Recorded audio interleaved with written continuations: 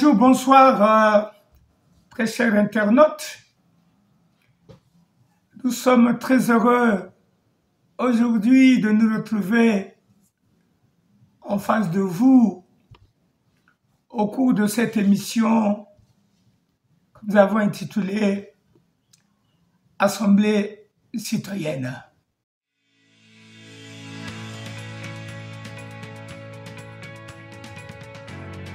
La participation citoyenne en 2 minutes. La participation citoyenne, c'est quoi? La gouvernance comprend tous les processus qui soutiennent les systèmes dirigeants et gérant nos sociétés. 3 grands types de gouvernance peuvent être identifiés: autoritaire, représentative et participative. La gouvernance participative, ou participation citoyenne, se caractérise par une forte implication des citoyens dans le processus décisionnel, en dehors des échéances électorales qui rythment la vie de la démocratie représentative.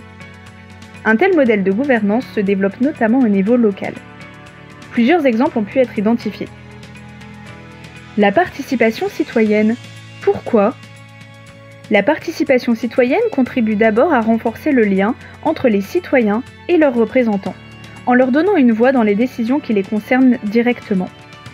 Ensuite, elle permet aux administrations locales de mieux comprendre les besoins et les priorités des usagers, ce qui peut les aider à prendre des décisions plus éclairées et pertinentes.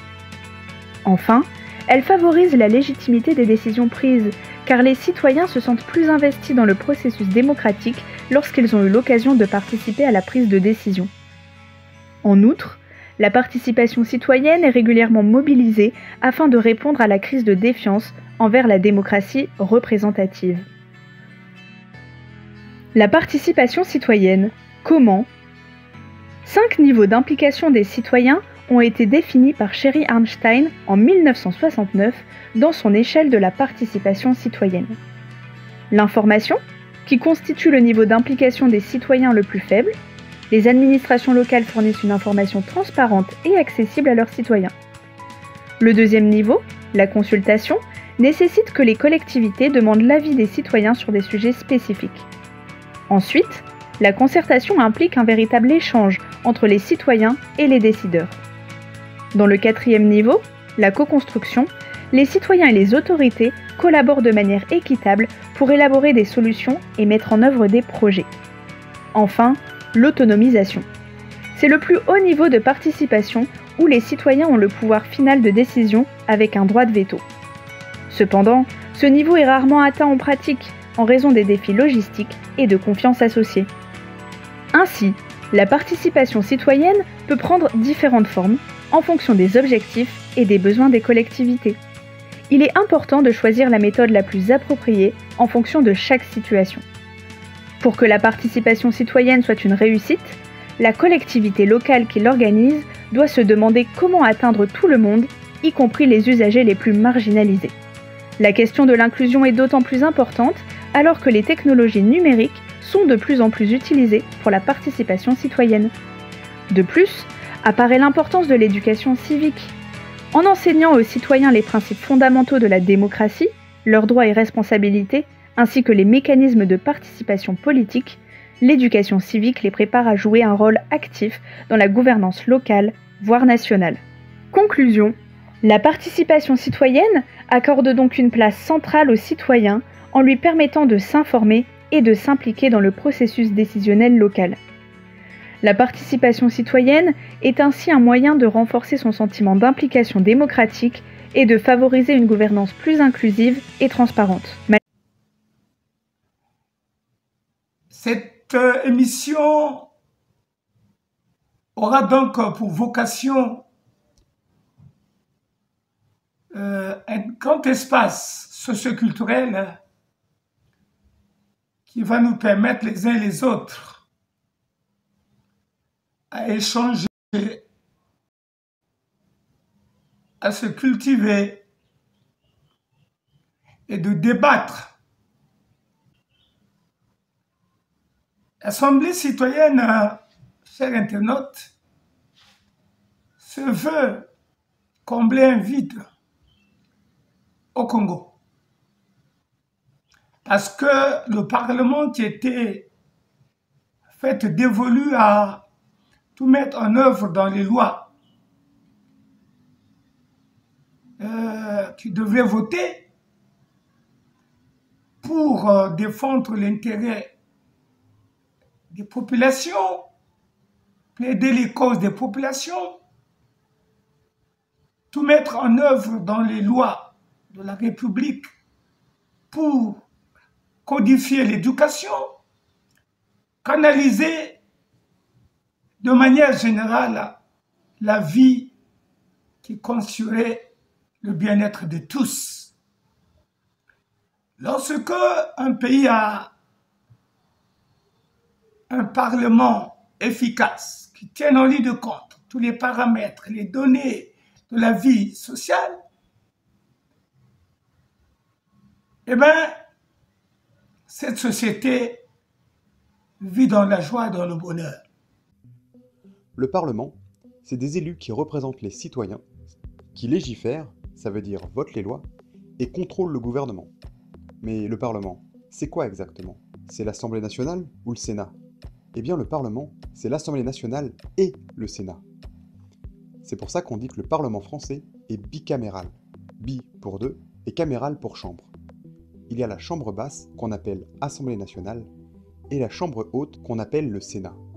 Ces chambres ont pour mission de créer, modifier et voter des lois, de participer à des groupes de travail qu'on appelle commissions parlementaires pour valider les futures lois. Parfois, les députés et sénateurs travaillent ensemble dans les mêmes commissions. On appelle ça des commissions mixtes paritaires. Elles regroupent 7 députés et 7 sénateurs, et se réunissent si les députés et les sénateurs n'ont pas pu tomber d'accord sur une loi à voter. Chaque assemblée peut donner son avis, qu'on appelle résolution, sur des projets ou propositions d'actes de l'Union européenne. Le rôle du Parlement est aussi de contrôler le gouvernement. Pour ça, il peut utiliser des outils comme les missions d'information ou les commissions d'enquête, les questions écrites ou orales, la Haute Cour pour voter la destitution du président de la République ou la Cour de justice de la République pour juger les anciens membres du gouvernement. Le Sénat et l'Assemblée nationale se réunissent aussi en congrès pour voter une révision de la Constitution, écouter une déclaration du président de la République et autoriser l'adhésion d'un État à l'Union européenne. Quand on voit toutes ces similitudes, on pourrait se demander pourquoi le Parlement français est divisé en 2 chambres alors qu'elles ont plus ou moins l'air de faire le même travail de création des lois et de contrôle du gouvernement. On pourrait se dire que c'est une perte de temps à cause des navettes des lois et une perte d'argent à cause du fait qu'il y ait 2 chambres. Mais s'il y a 2 chambres, c'est bien pour une raison, c'est pour équilibrer les pouvoirs, pour éviter qu'une seule chambre abuse de son pouvoir en votant des lois qui l'arrangent ou en contrôlant le gouvernement seulement dans son intérêt. Mais en dehors des petites différences comme le nombre de parlementaires dans chaque assemblée, leur lieu de travail ou l'âge minimum d'élection, les 2 chambres ont aussi de vraies différences. D'abord, le mode d'élection. L'Assemblée nationale est élue tous les 5 ans au suffrage universel direct, alors que le Sénat est élu de moitié tous les 3 ans au suffrage universel indirect. Ça veut dire que les Français élisent directement leurs députés, alors que pour les sénateurs, c'est les grands électeurs qui choisissent. Les députés, les sénateurs, les conseillers régionaux, les conseillers départementaux, les délégués des conseils municipaux. Et du coup, ça crée encore au moins 4 différences. Les députés étant élus par l'ensemble des citoyens doivent représenter la nation tout entière, alors que les sénateurs, élus par le représentant des collectivités locales, doivent représenter ces collectivités locales. Comme, parmi les grands électeurs, il y a une surreprésentativité des conseillers municipaux des milieux ruraux, et que les milieux ruraux sont traditionnellement plus conservateurs, le Sénat est souvent plutôt à droite. Comme les députés sont élus directement par le peuple, ils sont souvent plus médiatiquement exposés. La plupart des gens ont déjà entendu parler de leurs députés, mais très peu connaissent leurs sénateurs. Enfin, les élections législatives, celles des députés donc, se déroulent à chaque fois juste après l'élection présidentielle. Ça fait qu'il est très probable que la couleur politique du président soit la même que celle de l'Assemblée nationale. Et c'est plutôt logique. Les citoyens qui voudraient une politique de droite, par exemple, voteraient probablement pour un président de droite et une assemblée de droite. Ça a pour avantage d'éviter ce qu'on appelle la cohabitation entre un président de la République et son gouvernement qui ne sont pas de la même couleur, mais ça a le désavantage de donner un pouvoir encore plus important au président de la République. En ce qui concerne le vote des lois, la première lecture est la plupart du temps répartie équitablement entre les 2 chambres. Mais les lois d'organisation des collectivités territoriales ou des instances représentatives des Français établis hors de France sont d'abord votées au Sénat. les lois de finances et de financement de la sécurité sociale passent, elles, d'abord par l'Assemblée nationale. Aussi, si même après la commission mixte paritaire, un texte n'est toujours pas adopté, le gouvernement peut demander à l'Assemblée nationale de décider pour tout le Parlement. À ce moment-là, l'Assemblée nationale peut décider d'adopter soit le texte fait par la commission mixte, soit la dernière version qu'elle a votée, et qui comprend aussi les amendements du Sénat. L'Assemblée nationale a globalement plus de pouvoir que le Sénat pour contrôler le gouvernement, car elle peut utiliser le vote de confiance et la motion de censure. Au cas où le président de la République est vacant, c'est plus ou moins la version polie pour dire qu'il est mort ou que vraiment il est plus capable d'être président, et bien dans ce cas-là, c'est le président du Sénat qui assure l'intérim. C'est ce qu'on appelle la permanence du Sénat. Et ça veut dire que le Sénat ne peut être dissous par le président de la République, alors que l'Assemblée nationale peut l'être une fois par an.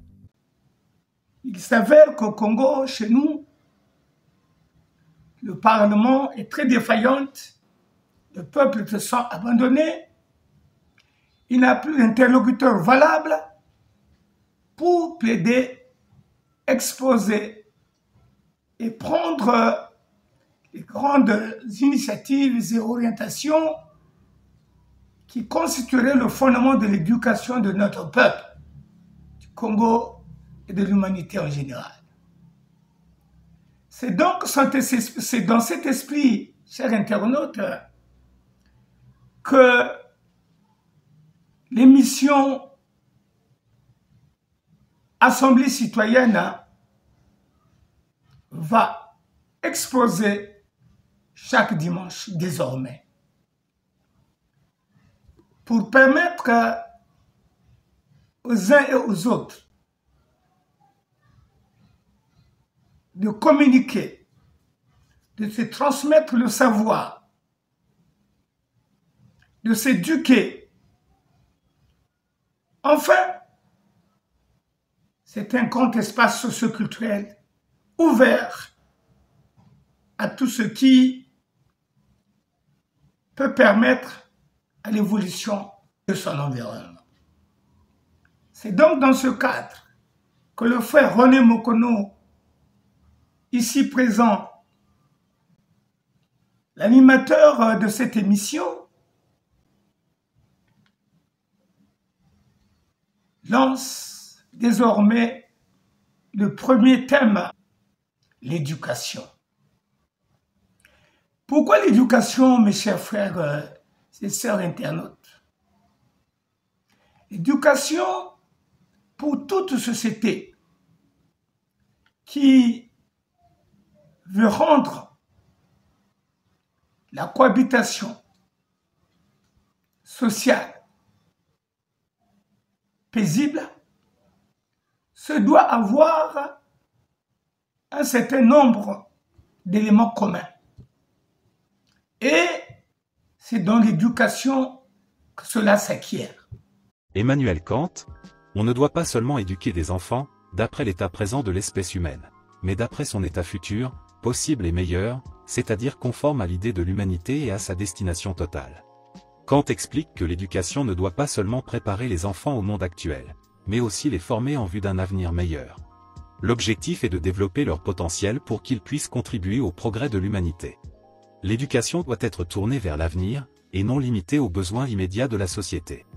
Il est essentiel d'enseigner aux enfants des valeurs universelles, la pensée critique et la capacité à s'adapter aux évolutions du monde. L'éducation doit façonner des individus capables d'améliorer la société. Former les générations futures, c'est œuvrer pour un avenir plus juste et éclairé. Depuis la famille d'abord, qui est donc la base fondamentale de l'éducation et qui a le devoir d'inculquer aux enfants que nous sommes les notions essentielles d'amour du prochain, de justice, du respect,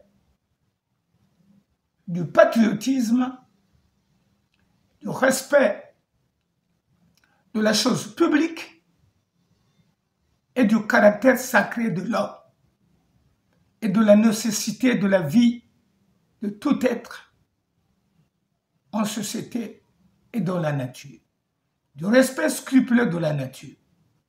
Parce que les anciens nous disaient que on ne commande à la nature qu'en lui obéissant.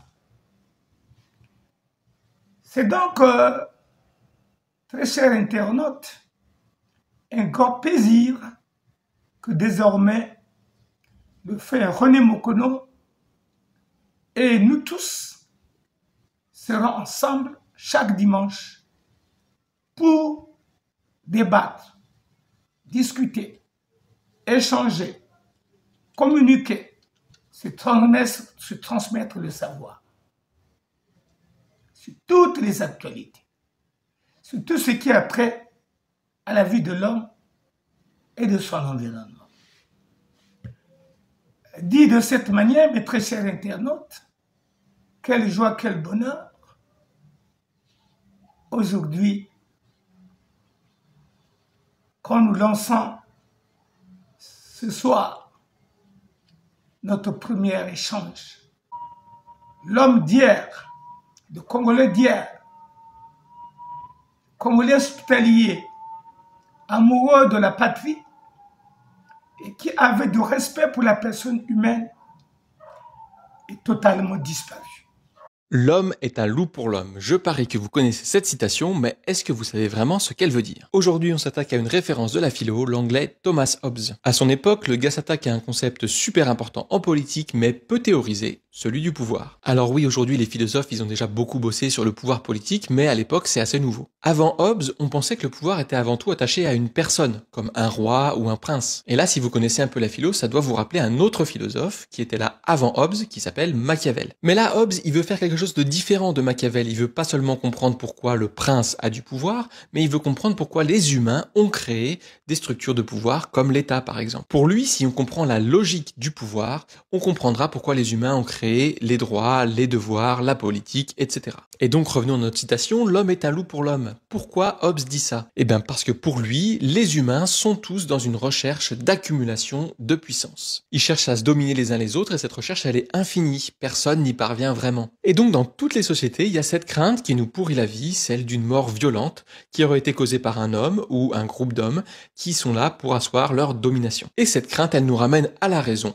Il faut organiser un pouvoir absolu, pour limiter la domination des uns sur les autres. Et c'est là que l'homme est un loup pour l'homme, c'est une citation qui est souvent mal comprise. Parce que oui, Hobbes dit d'un côté que l'homme cherche à dominer et parfois violemment, mais il dit qu'il est aussi capable de se raisonner et d'adopter un pouvoir qui permette de limiter la domination. Et attention, le pouvoir dont parle Hobbes, c'est un pouvoir absolu, c'est-à-dire qui s'élève au-dessus des dominations, mais ce n'est pas un pouvoir d'un tyran. L'idée, c'est d'instaurer un ordre social assez puissant pour qu'il s'élève au-dessus de ces rapports de force insupportables. Et pour ça, on va construire un cadre politique, légal, qui va permettre à chacun de vivre en se sentant protégé, y compris les plus faibles. Donc rappelez-vous, l'homme est un loup pour l'homme, c'est pas la loi de la jungle, c'est le contraire. C'est l'humain qui trouve un moyen de limiter la violence pour protéger tout le monde. Même si, c'est vrai, dans cette citation, on a une vision de l'humain qui est plutôt négative, qui est que naturellement, en effet, on a tendance à se marcher les uns sur les autres.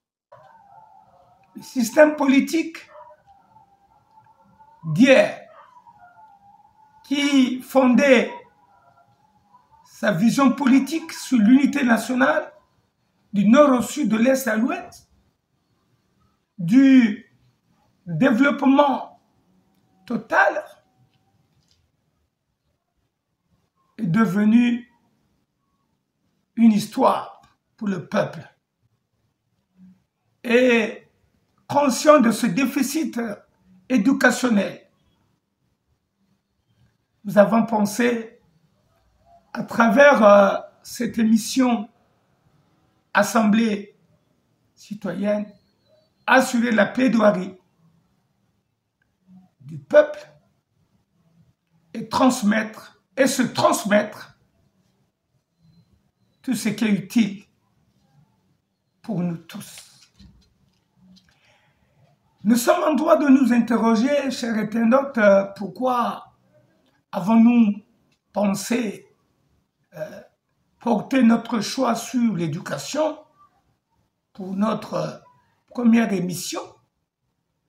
Eh bien, c'est parce que l'éducation est le fondement de toute vie ordonnée.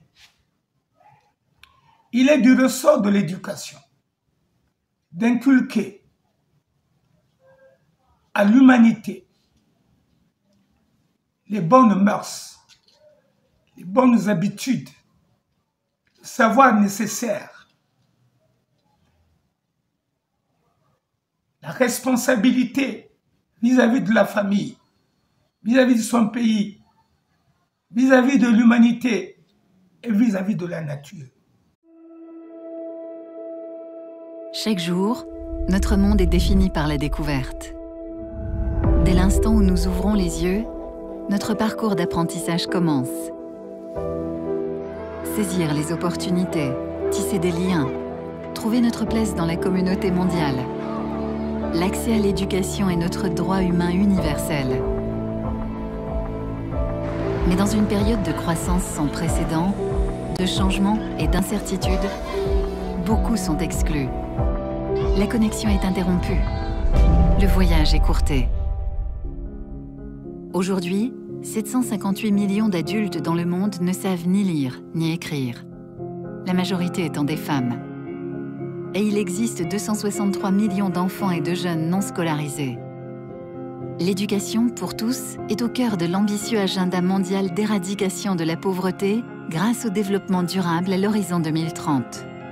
L'agenda éducation 2030 repose sur le fait que l'éducation dirige le développement en libérant le potentiel des personnes, en les rendant autonomes et en transformant les communautés. Mais afin de voir ce potentiel s'épanouir, l'éducation elle-même doit être transformée. Nous devons assurer une éducation équitable et de qualité et des possibilités d'apprentissage tout au long de la vie pour tous. Parce que c'est seulement sur cette route universelle que nous pouvons façonner un avenir véritablement inclusif et durable, où personne n'est laissé de côté. Ensemble, grâce à l'éducation, nous façonnons les citoyens du monde de demain pour leur permettre de construire un avenir durable. Un avenir sans pauvreté ni injustice. Un avenir qui appartient à tous. UNESCO.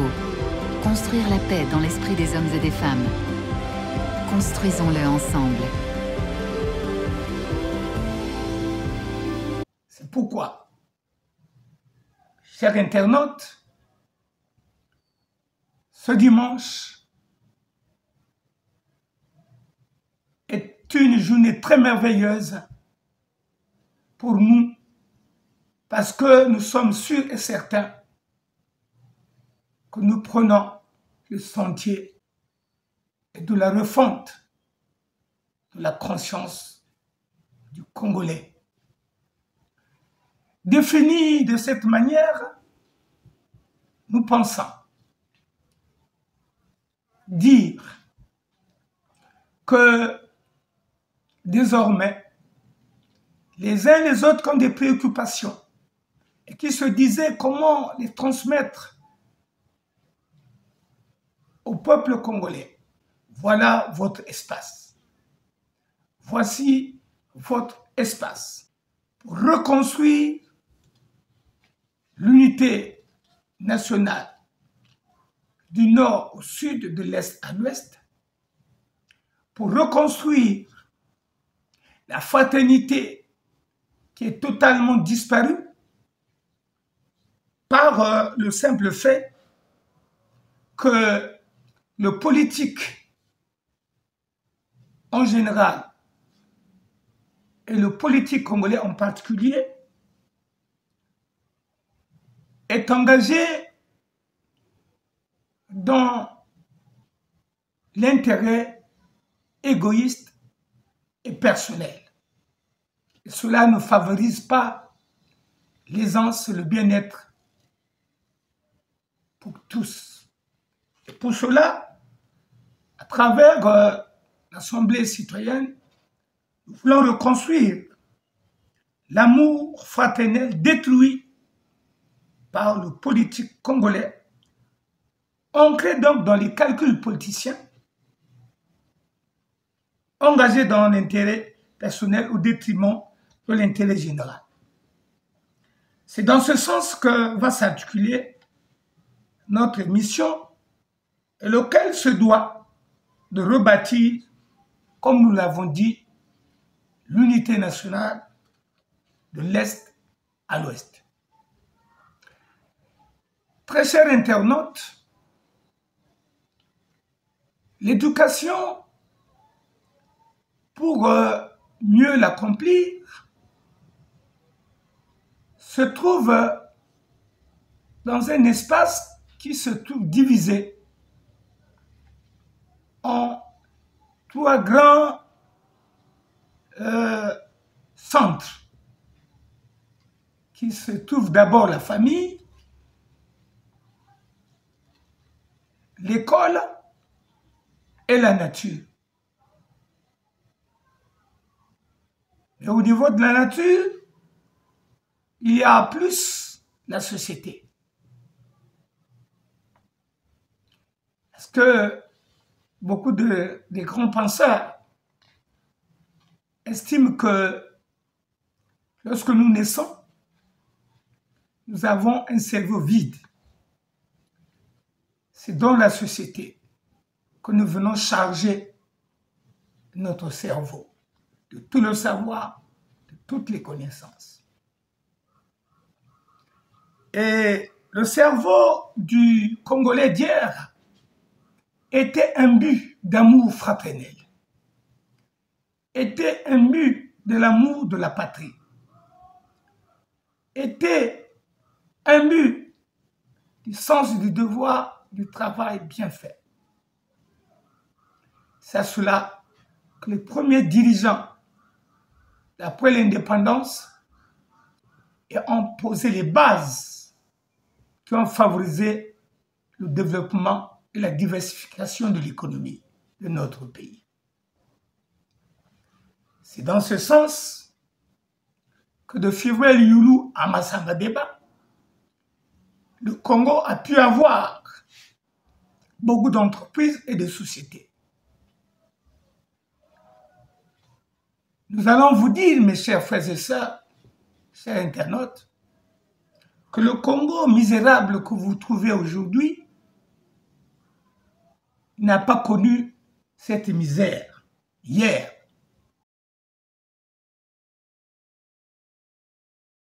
Vraiment, c'est chiant vraiment ici à Congo. Pour avoir de l'eau, ça a des sérieux problèmes. Là, je reviens à la glacière pour ramener de l'eau ici à la maison.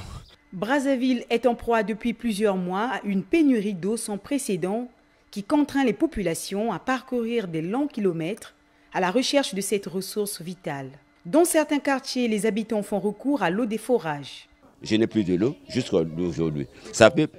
Là, vous m'avez vu et mon fils aller chercher de l'eau au forage. Là, on achète un bidon à 50 francs. Le Congo est traversé par le deuxième fleuve le plus puissant au monde. Nous avons aussi l'océan Atlantique au niveau de Pointe-Noire. On ne comprend pas, ce n'est pas le Congo normalement qui devait peiner pour avoir l'eau dans les robinets. Mais on est obligé de nous approvisionner dans les forages et le forage, ça nous coûte beaucoup d'argent. Pour s'approvisionner en eau, les habitants des quartiers proches du fleuve Congo, en compagnie de leurs enfants, sont obligés de se ravitailler ou faire leurs travaux ménagers dans les eaux de ce fleuve, avec tous les risques que cela comporte. Venir se laver les vaisselles, les lessives, tout, et se laver au fait, on puise de l'eau et puis on rentre chez nous. Il y a le risque, mais on ne peut rien faire parce que l'eau ne coule pas à la maison. Si on reste à la maison, on va se laver. Pour clarifier l'opinion publique au sujet de la pénurie d'eau potable, l'équipe de Vox TV a été butée au refus de la Congolaise des eaux à répondre à leurs préoccupations, tant à la direction générale de cette société para-étatique, ainsi qu'à la direction départementale. À notre époque, le Congo avait des usines. Le Congo fabriquait tout ce qui est verre, les assiettes, les bouteilles, et la société s'appelait Sovelco.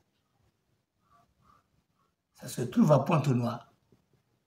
Et actuellement, cette partie où se trouvait l'usine de fabrication des verres est annexée à Kounembourg, sur la route de l'aéroport. C'est là. Cette société s'appelait Sovelco. Et donc, parmi les premières sociétés, premières usines en Afrique. Le Congo, cher internaute, fabriquait les bateaux. Ça s'appelait Chakona. C'est cette entreprise qui a fabriqué le bateau du 5 février.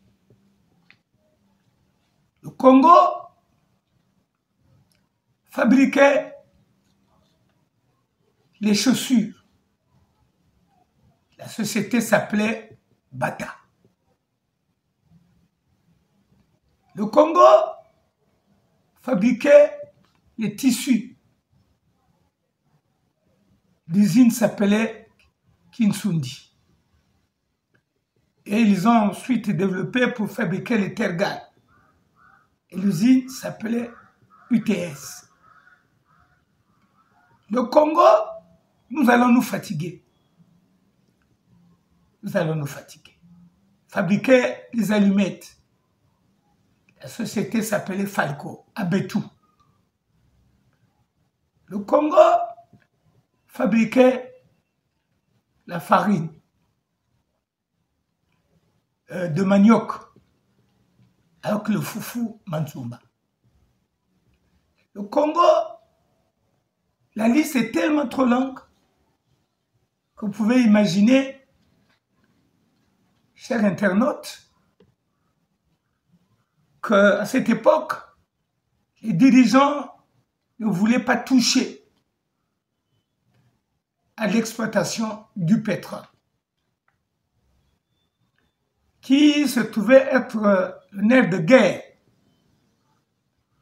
Mais tous ces deux présidents, chacun ce qui les concerne, ont assuré le bien-être des populations à travers le bois, le café, le cacao, la pêche, l'élevage. Chaque région avait des fermes. Au Poul, nous avions eu la Luila, Passami, Passaferme. Et c'était la vie, c'était le bonheur.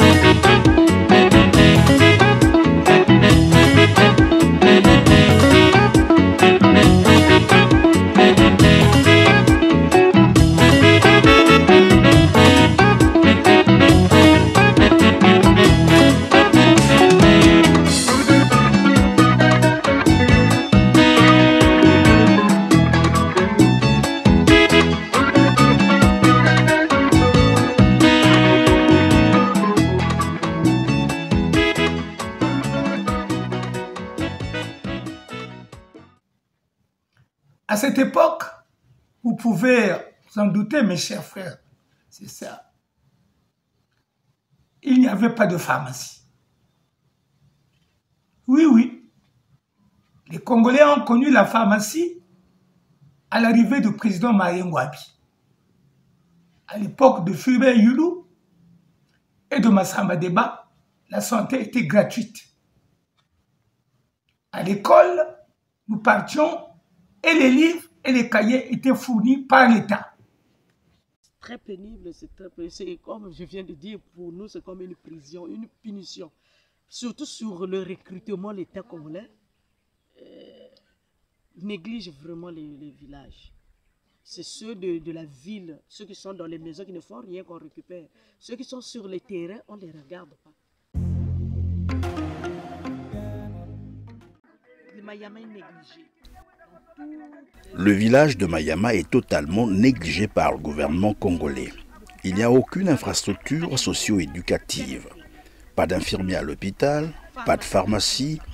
Il n'y a quasiment pas d'enseignants à l'école. C'est très difficile. Cela me fait de la peine.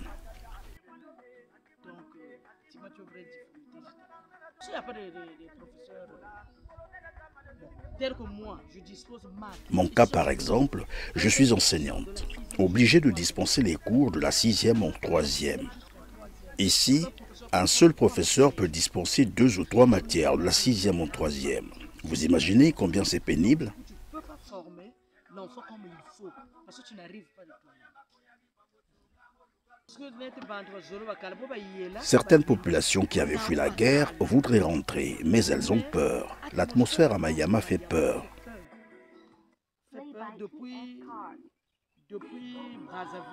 De Brazzaville, si je n'étais pas assez courageuse, je ne serais pas revenue ici à Mayama. Il y a 2 camps ici à Mayama, un camp militaire et un autre des ex-combattants. Nous vivons dans cette atmosphère où les soldats se baladent avec les armes comme s'il y avait encore la guerre. Psychologiquement, cela nous rend très mal à l'aise. C'est ce que retient d'ailleurs certaines personnes qui veulent rentrer ici à Mayama. Pourtant, la guerre était finie, mais les soldats continuent à se pavaner avec les armes de guerre. Cela voudrait dire qu'il y a un autre problème. Comme s'il y a encore un problème dans Mayama seulement, pas dans d'autres. Donc ça aussi. De la 6e en 3e, vous dispensez des cours dans ces classes. Dans ces classes. Alors, comment vous partagez, comment vous faites? C'est très difficile. On ne peut pas avoir un emploi du temps sur ça. Nous avons un emploi. Ça, c'est pas un emploi du temps. C'est une torture pour nous. Parce que quand tu commences de la 6e, chaque jour, je dois prendre 3 niveaux. Chaque jour, j'ai 3 niveaux. Parce que j'ai 3 matières à disposer. Donc, il faut que je prenne 3 niveaux. Ou encore 4 niveaux aussi. Et le samedi, il faut faire revenir ceux qui préparent le BPC. Le vendredi, on s'arrête, c'est-à-dire dès 10h, il faut lâcher les enfants, parce que ces enfants-là repartent au village. Donc, c'est pas facile. Prenons un jour de lundi. Comment vous travaillez? Le lundi, vous vous réveillez, vous arrivez à l'école? Le lundi, tel que moi. Oui. Quand j'arrive le lundi, j'ai 6 heures. 6 heures, donc j'ai 3 niveaux. Je passe les 2 premières heures, je passe en 6e, maths. 2e, 4e heure, je suis en 5e et je termine en 3e, mathématiques. Donc chaque lundi, j'ai mathématiques dans 3 niveaux. Ainsi de suite, il y a des planches comme ça là aussi. Et pendant que vous êtes en train de dispenser les cours en 6e, ceux de la 5e, oui, nous avons des professeurs. Nous avons, pas des professeurs, nous avons des prestataires. Nous sommes au nombre de 4. Actuellement, on a reçu encore un jeune et il s'est ajouté, donc nous sommes 4. Donc, comme moi je suis en 5e, l'autre passe moi je suis en 6e, l'autre passe en 5e. Le moment où lui il sort, moi je remplace en 5e. C'est comme ça. C'est pénible quand même. C'est très pénible, c'est comme je viens de dire, pour nous c'est comme une prison, une punition. Surtout sur le recrutement, l'État congolais néglige vraiment les villages. C'est ceux de la ville, ceux qui sont dans les maisons qui ne font rien qu'on récupère. Ceux qui sont sur les terrains, on ne les regarde pas. C'est comme si nous sommes maltraités. Comme nous sommes des prestataires, c'est comme si nous manquons beaucoup de choses, mais moi je pense que le travail que nous faisions, c'est pour aider. On est en train de contribuer aussi à l'évolution aussi. Parce que le village n'a plus de professeurs. Donc il fallait revenir et former ces jeunes. On ne peut pas laisser l'école mourir. Nous sommes là, tel que moi je suis là depuis pratiquement 5 ans. Je suis à Mayama. Il fallait faire le chant aussi. Il faut faire le chant pour avoir quelque chose sinon. Les parents n'arrivent même pas à payer. Les parents n'arrivent pas parce que les parents ne travaillent plus. Comme vient de dire mon frère, ils n'arrivent plus à travailler comme il faut. Les enseignants habitaient dans l'enceinte de l'école. L'État construisait des logements pour les enseignants, pour les agents de santé, pour les fonctionnaires. Et une fois retraités ou affectés, c'est l'État qui s'occupait du transport, de tout le mobilier du fonctionnaire. Et il avait le billet pour se rendre à son nouveau poste de travail. Et une fois retraité, les dossiers étaient effectués par l'État. Il n'allait voir sa première pension le mois qui suivait. Je vous en prie que s'il fallait doser ça par... si c'était la fièvre, on fait passer le thermomètre, non? Ce thermomètre-là se serait déjà éclaté. Parce que c'est là, c'est l'hécatombe. Nous vivons comme si nous ne vivons. C'est-à-dire qu'on regrette pourquoi on est né. Nous regrettons pourquoi nous sommes nés. Et pourquoi nous avons travaillé. Je vois quand quelqu'un va travailler, il cotise. La cotisation, là, pour moi, je crois que sert pour payer ceux qui sont retraités. Et d'autres qui seront retraités, leur paie est assurée par ceux qui viennent, qui travaillent. On paye les gens, mais on ne sait pas pourquoi. Nous avons 15, je ne connais même plus les mois. Même pour payer, là, on nous embrouille. Hein. On vous paye, on ne vous dit pas, on n'a pas commencé par payer l'arriéré de novembre 2016. Parce que nous avons l'arriéré de novembre 2016, l'arriéré de décembre 2016. Et on a commencé maintenant quand on nous jette un mois, là, on ne sait pas. C'est écrit dans le bulletin, mais ce n'est pas régulier. C'est-à-dire qu'ils ne suivent pas la chronologie des mois qu'ils nous doivent. Pour nous embrouiller certainement. Le Congo, mes frères et sœurs, c'était un pays, un beau pays, où il faisait bon vivre. Il y avait à Pointe-Noire une société qu'on appelait Express Afrique, qui circulait pour prendre les Congolais de tous bords, qui voulaient se rendre au port, parce qu'au port, il y avait du travail. La main-d'œuvre était beaucoup recherchée. Donc ce véhicule était passé dans tous les quartiers pour ramasser ceux qui voulaient se rendre au port, aller assurer la manutention et travailler. À cette époque,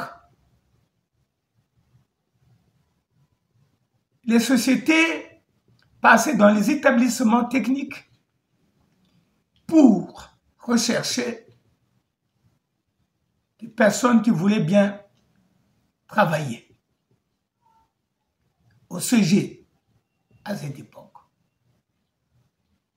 Malheureusement, ayant reçu la culture des Français, où nous pensions que la meilleure vie était garantie par de longues études, et aller travailler jeune était une incapacité qu'on appelait à l'époque, on a pris Nzela Mukuse.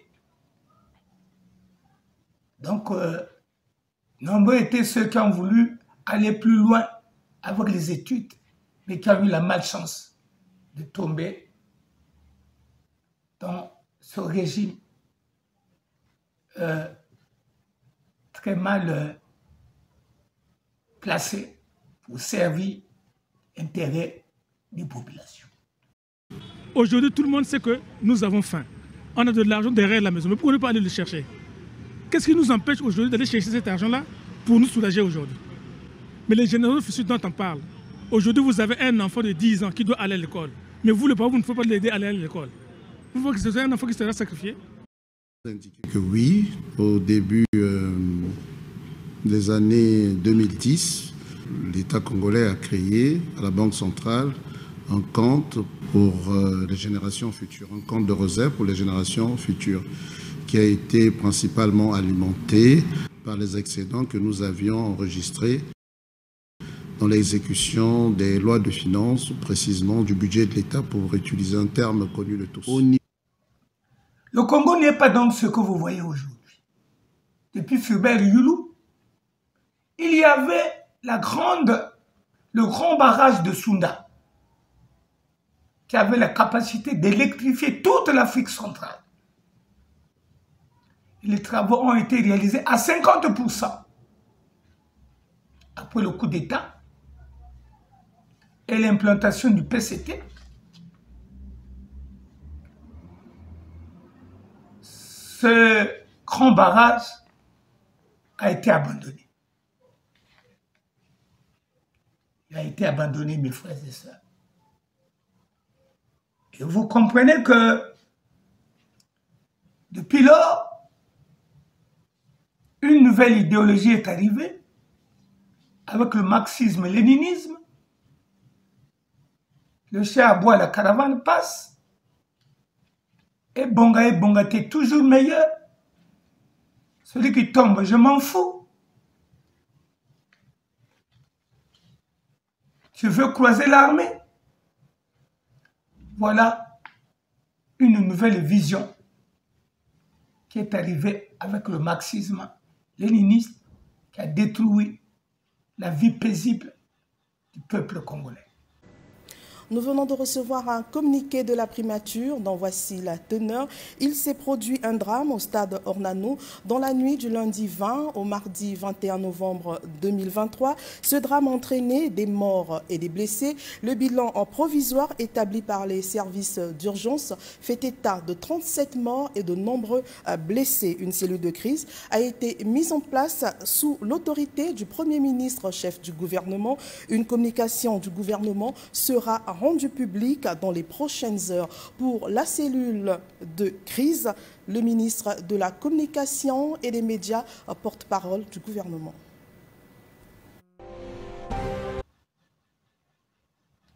Avant cela, très chers internautes, il faisait bon vivre au Congo. Tu pouvais te saouler la gueule, dormir dans la rue. Et demain matin, tu te réveilles avec tout ce que tu avais sur toi. Malheureusement, un système démoniaque s'est emparé du destin lumineux du peuple congolais. À sa naissance, la politique du parti est de se positionner comme une structure à même de répondre aux exigences du peuple et des meilleures conditions de vie des populations. Le niveau de développement actuel du Congo est probablement aussi l'œuvre du Parti congolais du travail.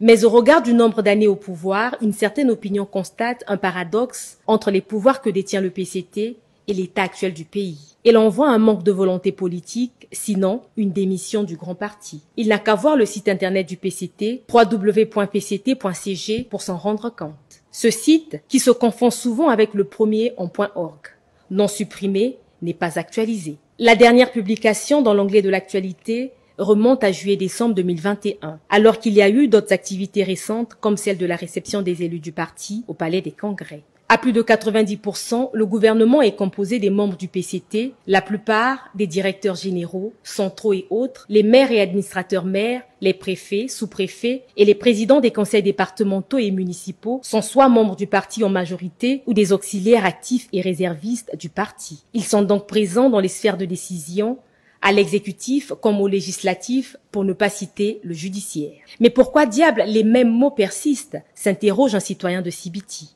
2 années successives, 2013 et 2014, consacrées à l'éducation avec plusieurs milliards de francs CFA, n'ont pas produit les résultats attendus. Le Congo patauge encore dans les problèmes de déficit en enseignants. Des primes, bourses des vacataires, manque d'écoles dans plusieurs localités, manque d'enseignants de qualité, manque de table-banc. Que dire du secteur de la santé? Le CHU est un beau tableau qui nous renseigne mieux. L'eau et l'électricité, en 20 ans voire 30 ans, le Congo peine à offrir aux populations une eau de qualité, une électricité stable. Le niveau de vie des citoyens, les conditions de vie, la liste est longue. Le secrétaire général du PCT, Pierre Moussa, insiste sur une politique axée sur les résultats. Il le rappelle dans son mot publié sur le site du parti. Sa préoccupation, c'est le développement du pays, donc les intérêts du peuple. Pourtant, ces décisions semblent être vaines jusqu'à ce jour, alors que celles et ceux qui mettent en musique la politique de développement du pays sont en majorité membres de ce parti. Le Parti congolais du travail se préoccupe-t-il toujours des besoins de la population? Qu'est-ce qui explique l'enrichissement du jour au lendemain de plusieurs cadres, les députés et ministres qui vivent dans l'opulence au détriment du peuple? Le PCT serait-il à bout de souffle? Serait-il dans l'incapacité de supporter le poids du Congo? Ou a-t-il cessé de vivre pour le peuple, rien que pour le peuple? Ce parti serait devenu un lieu de refuge pour certains fraudeurs, corrompus, qui échapperaient à la justice. Juste Bernardin Gavé, l'ancien premier secrétaire de la force montante congolaise, a interpellé son parti sur cet aspect en 2019 lors du dernier congrès ordinaire du parti. Le paradoxe PCT paraît profond. Et a détruit l'éducation, la fraternité, la grande famille qui a existé du nord au sud, de l'est à l'ouest. Le terme nordiste, sudiste, Bakongo, Mboshi n'existait pas à l'époque. C'est pourquoi vous avez vu Diawara est mort avec Ikoko, Bernard Kolela emprisonné avec les Tissé Tikaya, les consorts, André Grand Matsua avec Constant Balou, bref, Fubin Yulu avec Opango. C'était ça, le Congo. Mais les gens mal intentionnés ayant constaté que les départements du pôle, du sud en général, étant plus peuplés que les départements du nord, parce que le nord est très vaste, malheureusement inondé, il y a la densité qui est faible à cause de la forêt et de l'inondation, de l'hydrographie qui est tellement vaste et importante.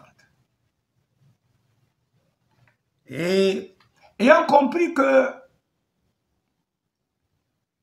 le pouvoir démocratique tient ses fondements sur l'élection, et l'élection égale démographie, étant donné que la vision politique devenait le tribalisme, et que donc les régions les plus peuplées, les tribus les plus peuplées devaient être massacrées. Et c'est en cela que les conflits ont commencé avec les divers assassinats organisés et collés sur certains frères des régions qui étaient les plus peuplées.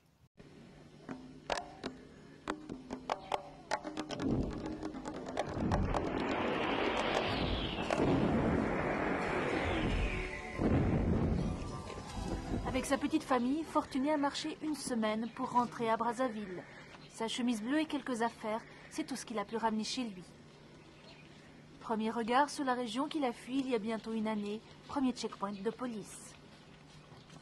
Avec lui sa grand-mère et sa petite sœur de 15 ans qui vient d'accoucher en forêt.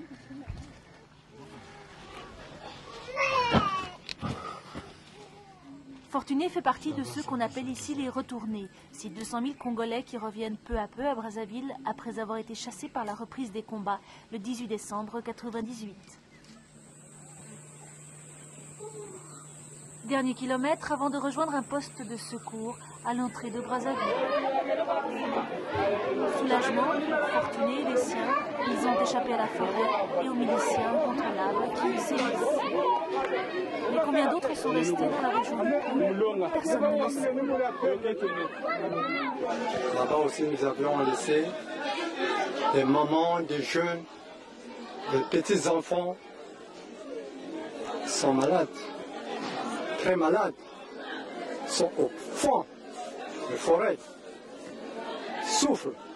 Ça fait 1 semaine, 2 semaines, 1 mois sans manger.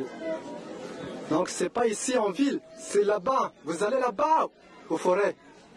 Allez aider les autres qui sont là-bas. C'est pas ici. La tombe a été cassée. La porte de cette tombe a été cassée pour fouiller les caisses qui étaient là-dedans. Il y avait des caisses là-dedans. Les gens croyaient qu'il y avait de l'argent. Il y avait quoi dans les caisses? C'était des raffias, des raffias, des objets d'art. Des objets d'art. Et ça a été emporté? Non, ils ont fini par abandonner. Ils avaient fini par abandonner puisqu'ils n'avaient pas trouvé ce qu'ils cherchaient. C'est le grand frère de notre père. Il est mort pendant la guerre. De suite d'une blessure, il est mort pendant la guerre à Kaungabudjumu. Et il nous a fallu l'exhumer là-bas pour la ramener ici. Et ce village a été détruit pendant la guerre? Ce village a été détruit pendant la guerre. Les quatre maisons qui étaient ici ont été brûlées pendant la guerre. La première était là. La deuxième était là. La troisième derrière cette tombe-là.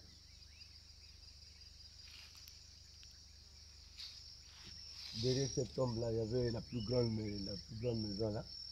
Et puis, là à côté, là aussi, il y avait une maison.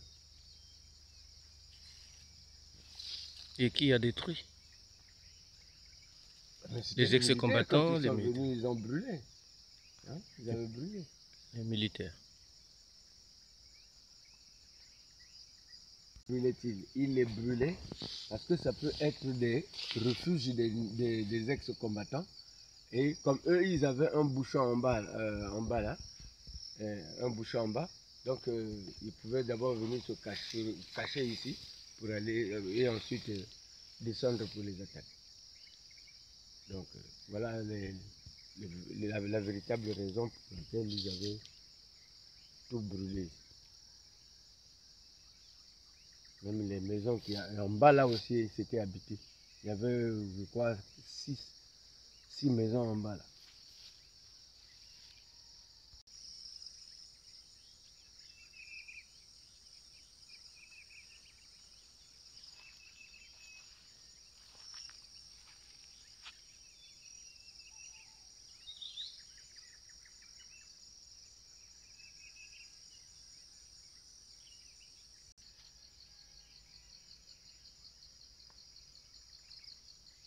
C'est la parcelle de la mère Agina, la défunte mère Agina.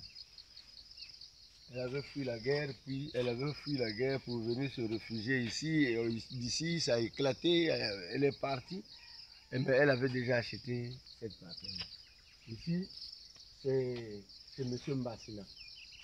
Donc il y avait des maisons ici, il y avait 3 ou 4 maisons, il y avait 4 maisons ici, 3 ou 4 maisons ici. C'était habité. Détruite. Oui. Tout a été détruite. Toutes les maisons ont été détruites. Oui.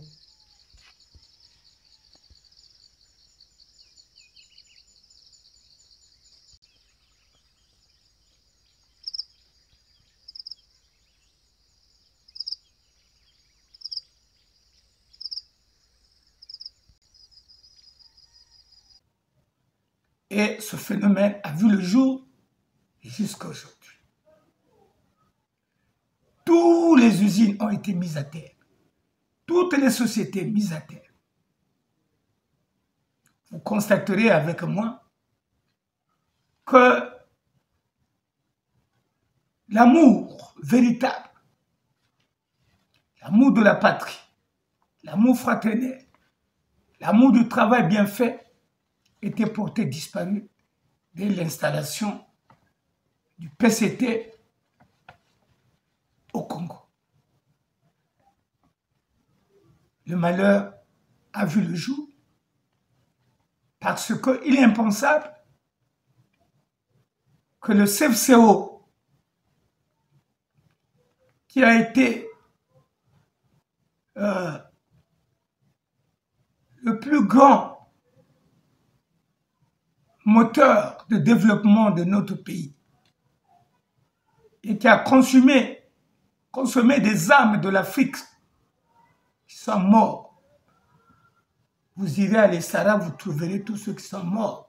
Les noms sont y affichés. Et qu'aujourd'hui, les gens se sont activés à détruire le CFCO. Pour quel intérêt? Vous savez vous-même. Le CFCO Congo-Océan ne pouvait pas connaître une faillite, une déstabilisation, parce que c'était le poumon de l'économie de notre pays. On l'a détruit sans pitié. On a détruit Kinsundi, on a vendu tout ce qui était dedans, comme ferraille, sans larmes aux yeux. C'est le système politique aujourd'hui sans pitié. Sans pitié, c'est un système qui ne somme que la désolation. Et c'est pourquoi nous avons pris l'engagement d'effacer cela dans nos mémoires, pour nous faire vivre l'espoir de cette unité fraternelle du nord au sud, de l'est à l'ouest, à reconstruire dans cette émission l'Assemblée citoyenne. Nous avons donc le devoir, à compter de cet engagement que nous prenons tous, d'éduquer nos enfants à comprendre que nous sommes des frères et sœurs congolais. Nous ne l'avons pas choisi de l'être. Nous sommes un don de l'univers. C'est l'univers qui a voulu de nous que nous soyons des Congolais. Et à ce titre, nous avons le devoir de nous porter, de nous soutenir avec la solidarité la plus active. Il est impensable qu'un frère meure devant nous et on le regarde parce qu'il est moche, parce qu'il est Bakongo, parce qu'il est Vili, parce qu'il est Babembe, parce qu'il est Tsangi, Yaka, Bateki.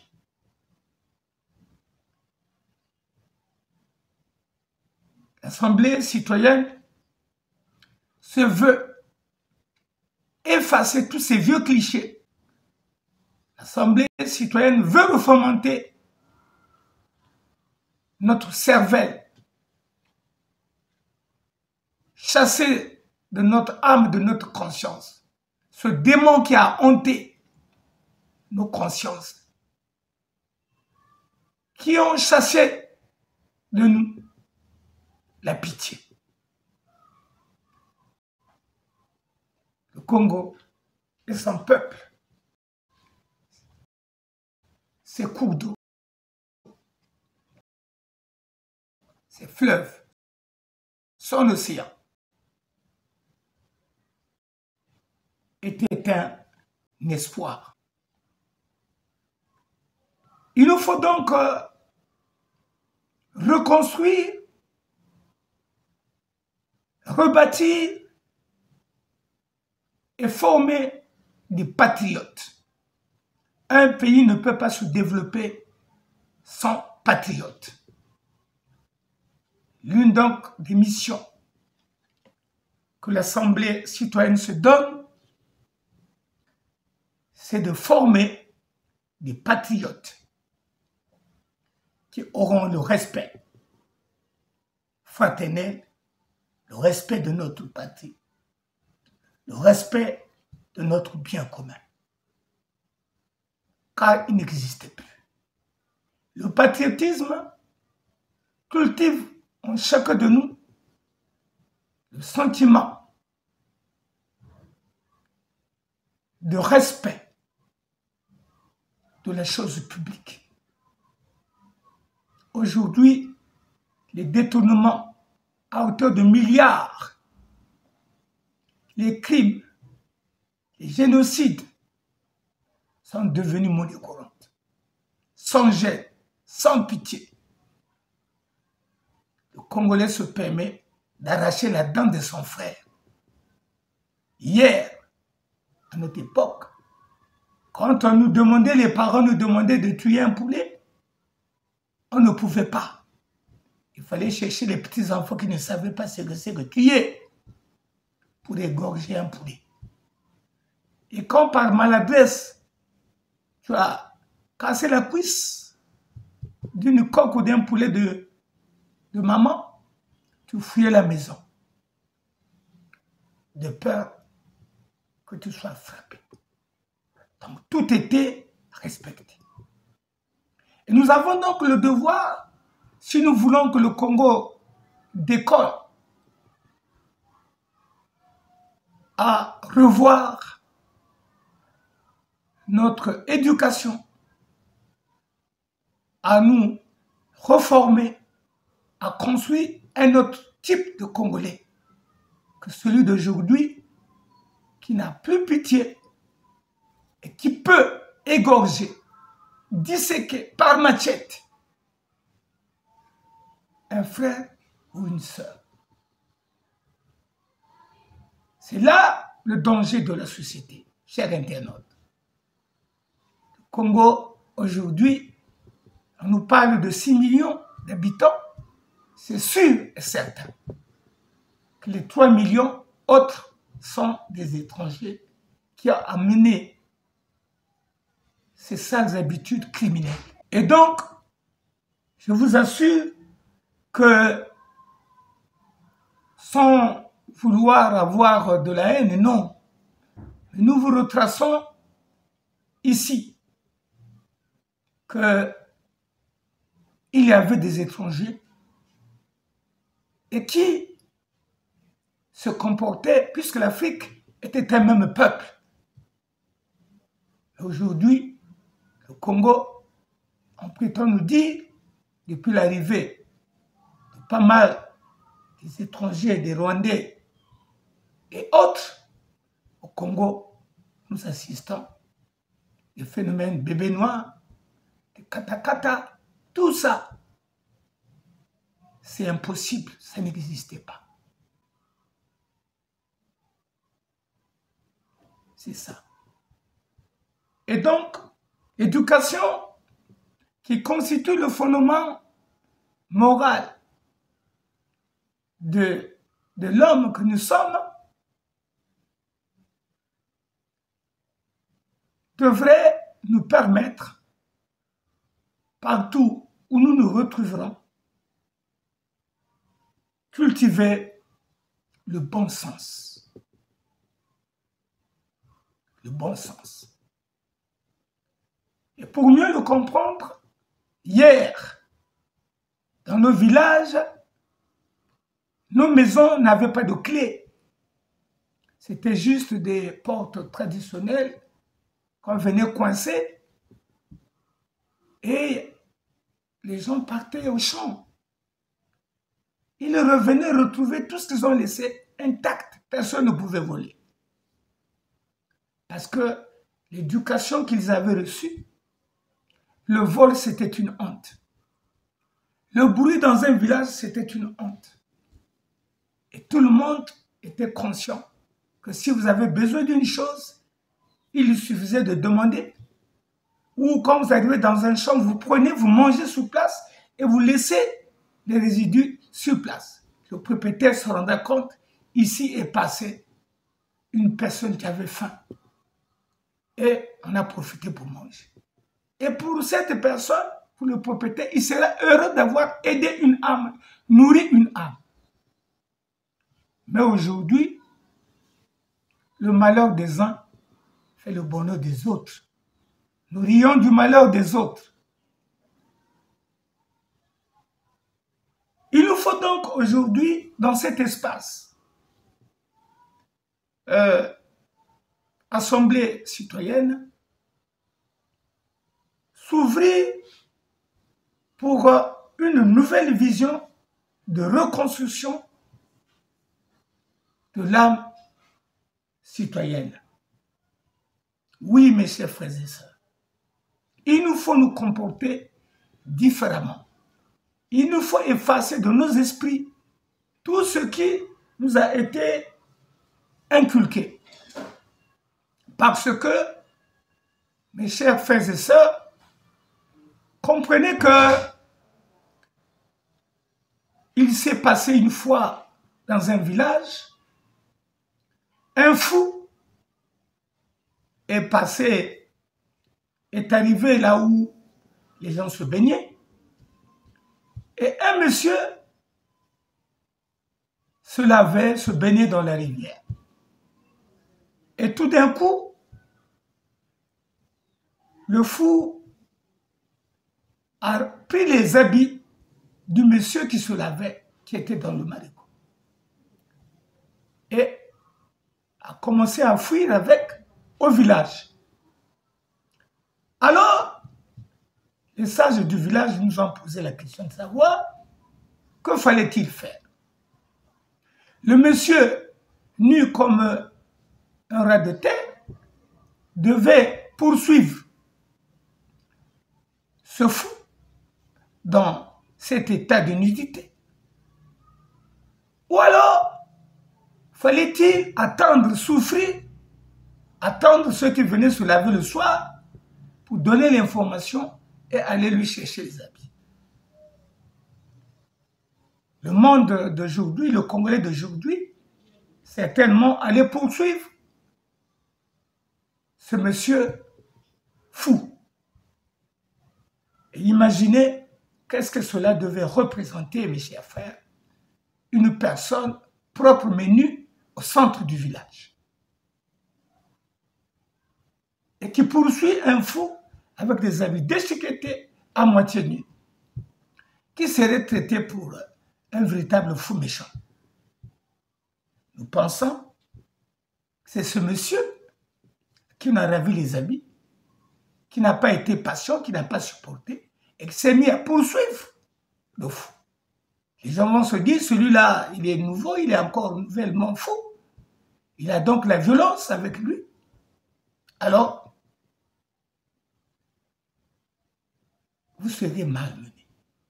C'est pourquoi nous avons le devoir de ne pas se comporter comme le fou. Et donc, nous avons concentré notre exposé sur l'éducation et nous avons insisté sur l'éducation familiale, mais aussi il est du ressort de l'État pour assurer l'instruction, l'éducation ou l'instruction. L'éducation civique ou l'instruction civique se donne à l'école. Mais les programmes scolaires d'aujourd'hui n'apportent rien de sérieux et qui favoriserait justement le respect de la chose publique. Parce que le programme d'aujourd'hui est un simulacre simplement de plaisanterie. À notre époque, il y avait la morale, il y avait ce que nous appelions à l'époque la véritable éducation civique, nous sortions de la classe pour aller toucher du doigt comment vivaient les arbres. On nous montrait qu'est-ce qu'un bananier, qu'est-ce qu'un manguier, et nous apprenons tout ça.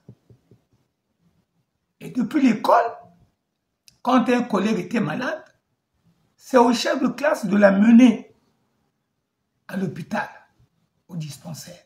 Ce n'était pas les parents, c'est le chef de classe. Les parents n'étaient même pas au courant que l'enfant était tombé malade à l'école. Et nous étions préparés comme ça. Le chef de classe prenait le collègue malade et l'amenait au dispensaire. Et comme tout était gratuit, il revenait à la maison déjà en bonne santé. Le malade, la maladie a été traitée très tôt et détruite très tôt. Donc les décès dans nos villages étaient un phénomène rare. Aujourd'hui, nous mourons tous les jours à cause de l'éducation qui n'est pas adéquate, à cause de l'instruction qui a des programmes insensés. Ceux qui étaient tenus de montrer l'exemple sont les premiers à détruire la société. Alors, il n'y a plus de patriotes au Congo. Au niveau de la représentativité de l'État. Il y a des citoyens patriotes, oui, mais nous sommes plus nombreux. Parce que la formation, la société qui devait être le formateur de ces patriotes ne joue plus son rôle. Vous pouvez comprendre que la notion de pitié étant disparue, plus rien ne peut retenir le Congolais. Et le seul métier que les Congolais adorent, c'est l'armée, c'est la police. Tout le métier des armes, alors que ces métiers sont destinés à tuer. Ces armes qu'ils portent sont destinées à tuer. Mais la jeunesse d'aujourd'hui aime ce métier. À l'époque, nous fouillions. Quand vous voyez un policier qui venait en fouiller, un gendarme qui venait en fouiller, et même son pistolet, on ne le voyait pas. Aujourd'hui, les gens se promènent jusqu'au marché, partout. L'homme n'a plus peur de l'arme. C'est pour cette raison, chers internautes, l'émission d'aujourd'hui nous oblige à nous préparer sur cette nouvelle refonte de la société. Et aujourd'hui, l'essentiel est de comprendre qu'il y a désormais une émission qui constitue un espace d'échange socioculturel. Au cours de notre émission,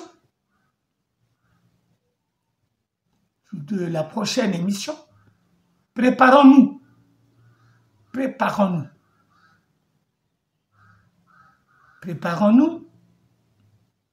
pour plus de participation, pour que ce soit un dialogue, que ce soit cet échange bénéfique pour tous. Parce que ce que nous vivons aujourd'hui est le résultat de la méchanceté du système politique insoucieux qui n'a aucun respect de la chose publique. Il nous faut donc fournir des efforts pour nous débarrasser de ce que nous avons dans notre système nerveux, pour s'ouvrir aux bonnes choses qui arrivent, issues donc de ces échanges à venir. Chers frères et sœurs, chers internautes, nous vous donnerons